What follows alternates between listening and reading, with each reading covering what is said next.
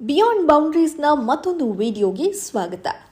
ಮನಸ್ಸಿದ್ರೆ ಮಾರ್ಗ, ಯಶಸ್ಸು ಯಾರಪ್ಪನ ಮನೆ ಗಂಟು ಅಲ್ಲ, ಪರಿಶ್ರಮಕ್ಕೆ ತಕ್ಕ ಫಲ ಇದ್ದೇ ಇರುತ್ತೆ ಅನ್ನೋದು ಮತ್ತೆ ಮತ್ತೆ ಸಾಬೀತಾಗ್ತಾನೆ ಇರುತ್ತೆ. ಅದನ್ನು ಸರಿಯಾಗಿ ಅರಿತುಕೊಳ್ಳೋ ಜಾಣ್ಮೆ ಬೇಕಷ್ಟೇ. ಈ ಮನೋಜ್ ಕಥೆಯು 12th ಫೇಲ್ ಸಿನಿಮಾ ಕಥೆಗಿಂತ ವಿಭಿನ್ನವಾಗೇನಿಲ್ಲ. ಸಾಕಷ್ಟು ಹಣಕಾಸಿದ್ದು ದೊಡ್ಡ ದೊಡ್ಡ ಟ್ಯೂಷನ್ ಕ್ಲಾಸ್ಗೆ ಹೋಗಿ ವರ್ಷಗಟ್ಟಲೆ ಮನೆಯ ಸೌಕರ್ಯಗಳ ನಡುವೆ ಓದಿದವರೇ UPSCಯಲ್ಲಿ ಯಶಸ್ಸು ಪಡೆಯಲು ಹೆಣಗಾಡ್ತಾರೆ.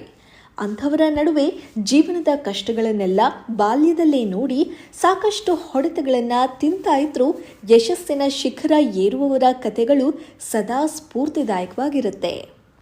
ಅಂಥದ್ದೊಂದು ಪ್ರೇರಣಾದಾಯಕ ಕತೆ IAS ಮನೋಜ್ ಕುಮಾರ್ ರೈ ಅವರದ್ದು. ಬಿಹಾರದ ದೂರದ ಹಳ್ಳಿಯಾದ ಸುಪೌಲ್ನ ಹಳ್ಳಿಗಾಡಿನ ಸೀಮೆಯಿಂದ ಬಂದ ಮನೋಜ್ ರೈ ಅವರ ಪಾಲನೆಯು ಬಡತನ ಮತ್ತು ಪ್ರತಿಕೂಲತೆಯ ಕಠೋರ ಸತ್ಯಗಳಿಂದ ತುಂಬಿತ್ತು. ಆರ್ಥಿಕ ಸಂಕಷ್ಟದ ಸುಳಿಯಲ್ಲಿ ಸಿಲುಕಿದ್ದ ಮನೋಜ್ ತಮ್ಮನ್ನ ತಾವು ಉಳಿಸಿಕೊಳ್ಳಲು ಮತ್ತು ತಮ್ಮ ಕುಟುಂಬವನ್ನು ಬೆಂಬಲಿಸಲು ಮೊಟ್ಟೆಗಳನ್ನು ಮಾರಾಟ ಮಾಡೋದ್ರಿಂದ ಹಿಡಿದು ನೆಲ ಒರೆಸೋವರೆಗೆ ಎಲ್ಲವನ್ನೂ ಮಾಡಿದ್ರು. ಈ ಎಲ್ಲ ಪ್ರತಿಕೂಲತೆಗಳ ನಡುವೆಯೂ ಮನೋಜ್ ಗೆದ್ದಿದ್ದು ಒಂದೇ ಬಲ, ಮನೋಬಲ. ಹೌದು, ಕಷ್ಟ ನಷ್ಟಗಳೇನೇ ಇರಲಿ, ತಾನು ದೊಡ್ಡ ಯಶಸ್ಸನ್ನ ನೋಡಬೇಕು ಎಂದು ದೊಡ್ಡ ಕನಸನ್ನ ಕಂಡಿದ್ದ ಮನೋಜ್ ಕಡೆಗೂ ಪರಿಶ್ರಮ ಮತ್ತು ಸಹಿಷ್ಣುತೆಯ ಶಕ್ತಿಯಿಂದ ಅದನ್ನು ಸಾಧಿಸಿದ್ದಾರೆ.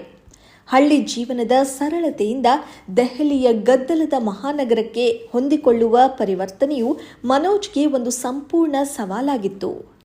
ಆದಾಗ್ಯೂ ನಗರ ಜೀವನದ ಅಗಾಧ ಸ್ವಭಾವಕ್ಕೆ ಬಲಿಯಾಗುವ ಬದಲು ಅವರು ಆ ಸವಾಲನ್ನು ಸ್ವೀಕರಿಸಿದ್ರು. ಜೀವನೋಪಾಯದ ಹುಡುಕಾಟದಲ್ಲಿ ವಿವಿಧ ಉದ್ಯೋಗಗಳಲ್ಲಿ ತೊಡಗಿದ್ರು. ಮೊಟ್ಟೆ ಮತ್ತು ತರಕಾರಿಗಳನ್ನು ವ್ಯಾಪಾರ ಮಾಡೋದ್ರಿಂದ ಹಿಡಿದು ಕಟ್ಟಡಗಳ ನೆಲ ಒರೆಸೋವರೆಗೂ ಮನೋಜ್ ಪ್ರಯಾಣ ಕಠಿಣ ಮತ್ತು ದೃಢತೆಯಿಂದ ನಿರೂಪಿಸಲ್ಪಟ್ಟಿದೆ.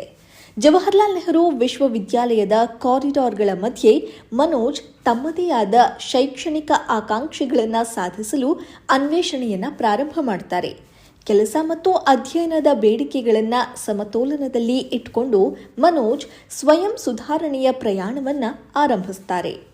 ತನ್ನ ಸ್ನಾತಕ ಪದವಿಯನ್ನು ಮುಂದುವರಿಸೋದಕ್ಕೆ ಶ್ರೀ ಅರಬಿಂದೋ ಕಾಲೇಜಿಗೆ ದಾಖಲಾಗ್ತಾರೆ ಮತ್ತು ಮನೆಗೆ ಹಣ ಕಳಿಸೋದ್ರಿಂದ ಹಿಡಿದು ತಮ್ಮ ಖರ್ಚುಗಳನ್ನು ನೋಡಿಕೊಳ್ಳೋವರೆಗೆ ತಮ್ಮ ಜವಾಬ್ದಾರಿಗಳನ್ನು ಏಕಕಾಲದಲ್ಲಿ ನಿಭಾಯಿಸ್ತಾರೆ. ಅವರ ದಿನಗಳು ದಣಿವರಿಯದೆ ದುಡಿಮೆಯಲ್ಲಿ ಕಳೆದವು. ಆದರೂ ಅವರ ಸಂಕಲ್ಪ ಅಚಲವಾಗಿ ಉಳಿಯಿತು. UPSC ಪರೀಕ್ಷೆಗೆ ತಯಾರಾಗಲು ಹಠ ಹಿಡಿದ್ರು. ಅವರ ಪ್ರಯಾಣ ಅಡೆತಡೆಗಳಿಂದ ತುಂಬಿತ್ತು. ವಿಫಲ ಪ್ರಯತ್ನಗಳಿಂದ ಭಾಷಾ ಅಡೆತಡೆಗಳವರೆಗೆ. ಆದರೆ ಪ್ರತಿ ಹಿನ್ನಡೆಯೊಂದಿಗೆ ಅವರು ಎಂದಿಗಿಂತಲೂ ಹೆಚ್ಚು ದೃಢವಾಗಿ ಹೊರಹೊಮ್ಮುತ್ತಾರೆ. ಅಂತೂ ತಮ್ಮ 4ನೇ ಪ್ರಯತ್ನದ ಹೊಸ್ತಿಲನ್ನು ಸಮೀಪಿಸ್ತಾ ಇದ್ದಂತೆ ಅವರು ಅಚಲವಾದ ಸಮರ್ಪಣಾ ಮನೋಭಾವದಿಂದ ಪಠ್ಯಕ್ರಮದಲ್ಲಿ ತಮ್ಮನ್ನು ತಾವು ತೊಡಗಿಸ್ಕೊಳ್ತಾರೆ. ಅವರ ಪರಿಶ್ರಮ ಅಂತಿಮವಾಗಿ ಫಲ ನೀಡುತ್ತೆ. ಅವರು UPSC ಪರೀಕ್ಷೆ ಪಾಸ್ ಆಗ್ತಾರೆ. ಅವರ ವಿಜಯದ ಕ್ಷಣದಲ್ಲಿಯೂ ಸಹ ಅವರ ಆಲೋಚನೆಗಳು ಇನ್ನೂ ಬಡತನದ ಸುಳಿಯಲ್ಲಿ ನರಳ್ತಾ ಇರುವವರ ಕಡೆಗೆ ತಿರುಗುತ್ತೆ. ಹಾಗಾಗಿ ಅವರು ಬಡವರಾಗಿದ್ದು ನಾಗರಿಕ ಸೇವಾ ಪರೀಕ್ಷೆ ಬರೆಯುವ ಇಚ್ಛಾಶಕ್ತಿ ಹೊಂದಿರುವವರಿಗೆ ಉಚಿತ ಕೋಚಿಂಗ್ ನೀಡೋದ್ರಲ್ಲಿ ತಮ್ಮನ್ನ ತಾವು ತೊಡಗಿಸಿಕೊಂಡಿದ್ದಾರೆ.